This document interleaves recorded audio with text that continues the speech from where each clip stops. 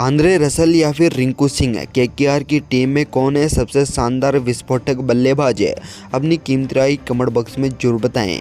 इससे पहले आईपीएल 2024 का तीसरा मुकाबला कोलकाता के मैदान पर सनराइजर हैदराबाद वर्सेस कोलकाता के बीच बहुत ही शानदार और ऐतिहासिक रहा, जहाँ पर पहले बल्लेबाजी करते हुए यहाँ पर केकेआर की ओर से शाल्ट तो वहीं आंद्रे रसल ने यहाँ पर सनराइजर हैदराबाद के शानदार और दिग्गज गेंदबाजों को चने चबाने पर मजबूर कर दिया।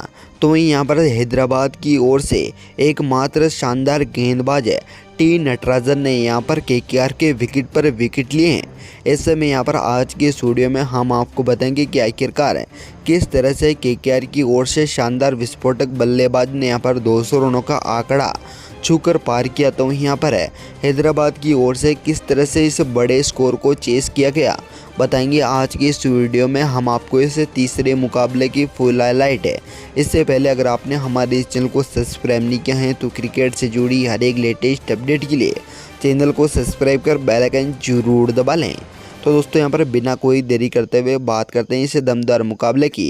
तो यहाँ पर आज के इस मुकाबले में सनराइजर हैदराबाद के नए कप्तान पैट कमिंस ने पहले टॉस जीतते हुए गेंदबाजी का फैसला किया, जहाँ पर पारी का पहला ओवर भुवनेश्वर कुमार को दिया गया।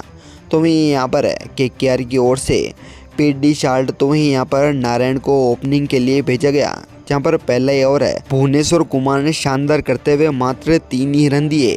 इसी के साथ ही यहाँ पर पारी का दूसरा ओवर जेनसन को दिया गया, जहाँ पर सुनील नारायण ने यहाँ पर इसी ओवर में शानदार परफॉर्मेंस किया। लेकिन यहाँ पर इसी ओवर की तीसरी बॉल पर जानसन को शाल्ट ने शानदार 6 लगाते हुए लगातार 3 6 जड़ने वाले शाल्ट ने इस आईपीएल 2024 में हैट्रिक ली। लेकिन यहाँ पर इसी ओवर की छठी बॉल पर जानसन ने उनको सुनील नारायण को पिछाड़ की गलती के कारण यहाँ पर रन आउट होना पड़ा। ऐसे में दूसरा ओवर 20 रन का आया, लेकिन एक विकेट भी गंवाना पड़ा। अब तक टीम का स्कोर 23 रनों पर पहुंच गया था। तो ही तीसरा ओवर भुवनेश्वर कुमार को दिया गया, जहां पर भुवनेश्वर कुमार ने तीसरे ओवर को मात्र 4 रन देते हुए समाप्त किया। लेकिन यहाँ पर चौथा ओवर नटराजन लेके आए, जहाँ पर नटराजन ने आते ही यहाँ पर दूसरी बॉल पर चौका खाया, जहाँ पर वेंकटेश अय्यर की शानदार तरीके से बल्लेबाजी देखने को मिली। लेकिन अगली ही बॉल पर नटराजन को शानदार तरीके से वेंकटेश अय्यर ने छक्का लगाने की कोशिश में जेनसन के हाथों कैच कराया और मात्र 7 रन बनाकर वेंकटेश अय्यर भी पवेलियन की ओर लौट चले। ऐसे में अगली ही बॉल पर श्रेयस अय्यर भी उनकी पीछे आते हुए नजर आए, जहाँ पर पैट कमिंस ने उनका कैच किया और मात्र 0 रन बनाकर कप्तान भी पवेलियन की ओर लौट चले। ऐसे में 4 ओवर खत्म होने के साथ ही अपने 32 रनों पर 3 विकेट केकेआर की टीम गंवा चुकी थी। हालांकि यहाँ पर केकेआर की टीम में अभी भी बल्लेबाज मौजूद थे। आपको बता दें कि यहाँ पर 5 ओवर की चौथी बॉल पर पैट कमिंस को नीतीश राणा ने शानदार तरीके से चौका लगाया। लेकिन आपको बता दें कि आज की इस मुकाबले में केकेआर की ओर से ऊपरी क्रम के बल्लेबाजों ने उतना दमदार परफॉर्मेंस करके नहीं दिखाया। हालांकि यहाँ पर तीसरा के साथ ही यहाँ पर 5 और 6 ओवर काफ़ी शांत रहे। हालांकि यहाँ पर एक बार फिर से 8वें ओवर में मार्कंडे को नए बॉलर के तौर पर लाया गया, जहाँ पर आज के इस मुकाबले में शाल्ट ने उनका शुरुआत की।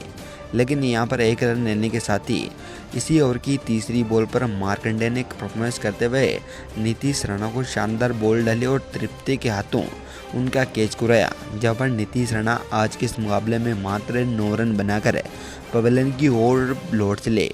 अब तक 8 ओवर खत्म होने के साथ ही टीम का स्कोर 53 रनों पर 4 विकेट गंवा चुके थे। ऐसा लगा कि यहाँ पर केकेआर की टीम आज के इस मुकाबले में पूरी तरीके से यहाँ पर छिन्न भिन्न हो चुकी हैं। ऐसे में अगले विकेट के रूप में रमनदीप और पी शार्ट अभी भी क्रीज पर खड़े हुए थे। 9वें ओवर की दूसरी बॉल पर पैट कमिंस को शानदार तरीके से रमनदीप ने चौका लगाया। तो ही इसी ओवर की आखिरी बॉल पर छक्का लगाते हुए यहाँ पर इस ओवर को 13 रन देते समाप्त किया। हालांकि अब तक टीम का स्कोर आपको बता दें कि यहाँ पर 60 रनों के पार पहुँच चुका था। तो यहाँ पर 10वें ओवर के चौथी बॉल पर मार्कंडे को रमनदीप ने 6 लगाते हुए 10वें ओवर को 11 रन देते हुए समाप्त किया। आपको बताते हैं कि यहाँ पर केकेआर का स्कोर 77 रनों पर 10 ओवर खत्म होने के साथ ही पहुँचा। 11वें ओवर में जानसन को एक बार फिर से लाया गया, लेकिन यहाँ पर पहली ही बॉल पर शाल्ट ने उन्हें चौका लगाया।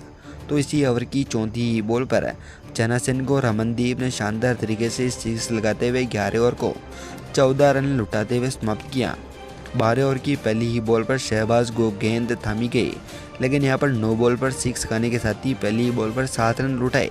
तो इसी ओवर की छठी ही बॉल पर चौका खाने के बाद 12 ओवर में केकेआर की टीम को 14 रन मिले, लेकिन यहाँ पर 13 ओवर फिर से कप्तान पैट कमिंस लेकर आए, जहाँ पर पहली ही बॉल पर रमनदीप को मार्कंडे ने शानदार कैच करते हुए पवेलियन भेजा और आज के इस मुकाबले में रमनदीप 35 रनों पर आउट हुए। तो वहीं यहाँ पर अगले विकेट ग्रुप में खेलने आए रिंकू सिंह ने पहली ही बॉल पर चौका लगा दिया पैट कमिंस को।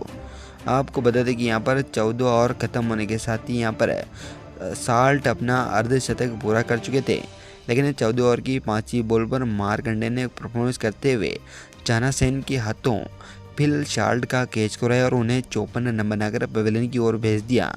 अब तक 14 ओवर खत्म हो चुके थे, तो ही टीम का स्कोर है 119 रनों पर 6 विकेट गंवा चुके थे। लेकिन अब अगली पारी का शुरुआत करने के लिए आंद्रे रसल और रिंकू सिंह दमदार फॉर्म में नजर आए। एक तरफ आंद्रे रसल ने आखिरी में 6 ओवरों में ऐसा परफॉर्मेंस किया है जिसको सुनकर आप भी हैरान हो जाएंगे। दोस्तों 15 ओवर के शानदार शुरुआत में यहाँ पर पैट कमिंस ने मात्र 4 रन लुटाए, लेकिन यहाँ पर 16 ओवर की पहली बॉल पर मार्कंडे को आंद्रे रसल ने 6 लगाते हुए अपने हुकार की शानदार शुरुआत की। इसी ओवर की 34 और 5वीं बॉल पर एक बार फिर से आंद्रे रसल ने 6 लगाया और 16 ओवर को 18 रन देते हुए समाप्त किया।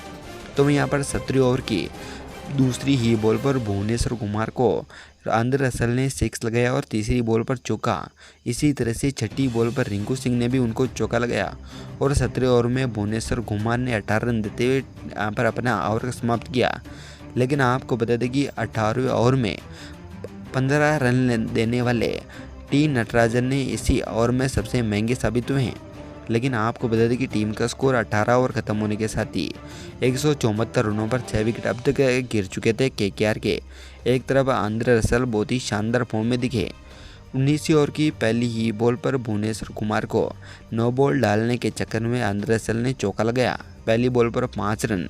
तो वहीं इसी ओवर की तीसरी बॉल पर छक्का लगाने के साथ ही 5वीं बॉल पर भी छक्का और छठी बॉल पर 4 रन लौटने के साथ ही आंद्रे रसल ने यहाँ पर भुवनेश्वर कुमार को सबसे महंगा और 26 रनों का देते हुए समाप्त किया। 19वीं ओवर खत्म होने के साथ ही 20वीं ओवर में रिंकू सिंह ने पहली ही बॉल पर मार्कंडे के कैच करवाया और 23 रन बनाकर रिंकू सिंह पवेलियन की ओर लौट चले। लेकिन आपको बता दें कि यहाँ पर 20वें ओवर में मात्र 8 रन लुटाते हुए टी नटराजन ने अपना ओवर खत्म किया और 20 ओवर में केकेआर की टीम ने 208 रनों का स्कोर सनराइजर हैदराबाद के सामने खड़ा कर दिया था। ऐसे में आज के इस मुकाबले में आंद्रे रसल ने 25 गेंदों पर 64 रन बनाकर एक और नया इतिहास रचा है। तो दोस्तों यहाँ पर बात करें सनराइजर हैदराबाद की कि आखिरकार किस तरह से सनराइजर हैदराबाद ने भी शानदार बल्लेबाजी करते हुए केकेआर को बहुत ही शानदार तरीके से टक्कर दी है।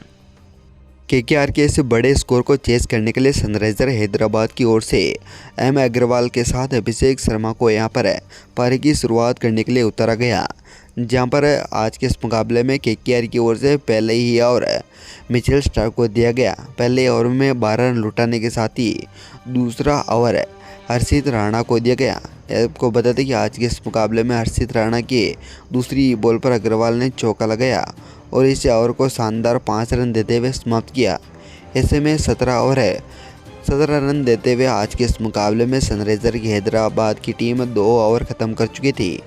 तो यहाँ पर आपको बताते कि यहाँ पर तीसरे ओवर में मिचेल स्टार्क को आज के इस मुकाबले में एक बार फिर से एम अग्रवाल ने यहाँ पर तीसरे ओवर में 10 रन लेते हुए ओवर को समाप्त किया और अब तक टीम का स्कोर 27 रनों पर पहुंच चुका था। ऐसे में पारी की शुरुआत काफ़ी शानदार रही। हालांकि यहाँ पर चौथे ओवर की चौथी बॉल पर हर्षित राणा को अग्रवाल ने 6 लगाया, तो इसी ओवर की छठी बॉल पर चौका लगाते हुए आज के इस मुकाबले में अग्रवाल ने मात्र 17 गेंदों पर 29 रन ठोक डाले थे। एक तरफ अभिषेक शर्मा अच्छी खासी फॉर्म में चल रहे थे। 4 ओवर खत्म होने के साथ ही टीम का स्कोर 40 रनों पर पहुँच चुका था। ऐसा लगा कि यहाँ पर दोनों ही खिलाड़ियों ने काफ़ी शानदार शुरुआत कर दी है और आज के इस मुकाबला काफ़ी भयंकर और दमदार रहने वाला है।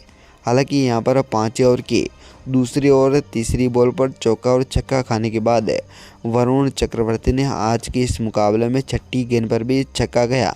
अभिषेक शर्मा ने भी आज के इस मुकाबले में दहाड़ते हुए बहुत ही शानदार शुरुआत की और 5वें ओवर में 18 रन लेते हुए समाप्त किया। हालांकि यहाँ पर छठे ओवर में एक बड़ा बदलाव देखा गया, जहाँ पर आपको बता दें कि यहाँ पर छठे ओवर को हर्षित राणा ने शानदार परफॉर्मेंस करते हुए अग्रवाल को रिंकू सिंह के हाथों कैच करवाया और 32 रन बनाकर उन्हें पवेलियन की ओर भेज दिया। ऐसे में यहाँ पर केकेआर को पहला बड़ा विकेट मिला। तो यहाँ पर 6 ओवर खत्म होने के साथ ही टीम का स्कोर 65 रनों पर पहुँच चुका था। तो यहाँ पर सनराइजर हैदराबाद की ओर से आर त्रिपाठी यहाँ पर अभी भी क्रीज पर टिके हुए थे। तो वहीं अभिषेक शर्मा एक तरफ विस्फोटक पारी खेल रहे थे, लेकिन आपको बता दें कि यहाँ पर 8वें ओवर की दूसरी बॉल पर अभिषेक शर्मा को भी रसल की शानदार बॉल पर वरुण चक्रवर्ती के हाथों कैच करवाया और उन्हें भी 32 रन बनाकर पवेलियन भेज दिया। तो ही अगली बॉल पर आते ही मार्करम ने उन्हें आंद्रे रसल को चौका लगाया। आज के इस मुकाबले में 8 ओवर खत्म होने के साथ ही टीम का स्कोर है 77 रनों पर 2 विकेट गंवाने के साथ ही इस ओवर को 10 रन देते हुए यहाँ पर एडम मार्करम ने समाप्त किया। आज के इस मुकाबले में दोनों टीमें अच्छी खासी फॉर्म में चल रही थी, लेकिन यहाँ पर 10 ओवर के साथ ही 99 रनों पर सनराइजर हैदराबाद की टीम पहुँच चुकी थी। लेकिन यहाँ पर 12वें ओवर से ही बड़ा बदलाव देखने को मिला, जहाँ पर वरुण चक्रवर्ती ने इसी ओवर की 34 बॉल पर एडम मार्करम को रिंकू सिंह के हाथों कैच करवाया और 18 रन बनाकर उन्हें भी पवेलियन की ओर भेज दिया। हालांकि अगले विकेट के रूप में हेनरी क्लासन आए, जो कि एक महानतम बल्लेबाजों में से एक थे। लेकिन यहाँ पर 13 ओवर की 5वीं बॉल पर सुनील नारायण ने भी एक बार फिर से अच्छा परफॉर्मेंस किया और हर्षित राणा के हाथों राहुल त्रिपाठी का कैच करवाया। और आज के इस मुकाबले में मात्र राहुल त्रिपाठी 20 रन बनाकर वो भी पवेलियन की ओर लौट चले। 13 ओवर खत्म होने के साथ ही 111 रनों पर सनराइजर हैदराबाद के 2 बड़े विकेट गिरने के साथ ही 111 रनों पर 4 विकेट टीम गंवा चुकी थी। हालांकि यहाँ पर अभी भी क्रीज पर अब्दुल समद और हेनरी क्लासन मौजूद थे, लेकिन आपको बताते कि 15 ओवर की दूसरी बॉल पर वरुण चक्रवर्ती को हेनरी क्लासन ने 6 लगाया। तो इसी ओवर की 34 बॉल पर एक बार फिर से 6 लगाते हुए 15 ओवर को 13 रन देते हुए समाप्त किया। हालांकि अब तक हेनरी क्लासन 18, अब्दुल समद 2 रनों पर खेल रहे थे। तो वहीं टीम का स्कोर 128 रनों पर पहुंच चुका था। आपको बता दें कि यहाँ पर 16वें ओवर में मात्र मिचेल स्टार्क ने 5 रन लुटाए। हालांकि यहाँ पर सनराइजर हैदराबाद की स्ट्राइक रेट अब तक नेट इंटेग्रिटी के साथ ही बहुत ही ज़्यादा बढ़ चुकी थी, जितना असंभव लग रहा था। लेकिन आखिरी ओवरों में सनराइजर हैदराबाद की ओर से 17 ओवर की पहली बॉल पर आंद्रे रसल को अब्दुल समद ने पहली बॉल पर छक्का लगाया।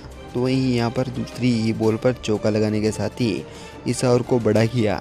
लेकिन 5वें बॉल पर यहाँ पर आंद्रे रसल ने कमाल का परफॉर्मेंस करते हुए अब्दुल समद को वेंकटेश अय्यर के हाथों कैच करवाया और 15 रन बनाकर उन्हें पवेलियन भेज दिया।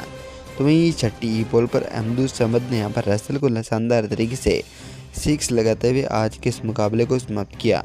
हालांकि यहाँ पर 17 ओवर खत्म होने के साथ ही 149 रनों पर टीम का स्कोर पहुँच चुका था। लेकिन यहाँ पर 18 ओवर की पहली बॉल पर शानदार तरीके से 6 लगाया।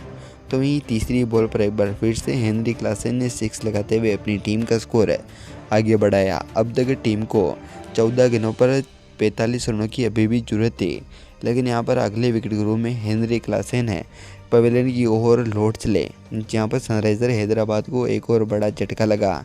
ऐसे में आज के इस मुकाबले में सनराइजर हैदराबाद की टीम ने यहाँ पर 25 रनों के बड़े मार्जिन से हार का सामना करना पड़ा है। तो दोस्तों यहाँ पर आपको क्या लगता है कि यहाँ पर आने वाले मुकाबलों में सनराइजर हैदराबाद की टीम फाइनल में पहुँचेगी?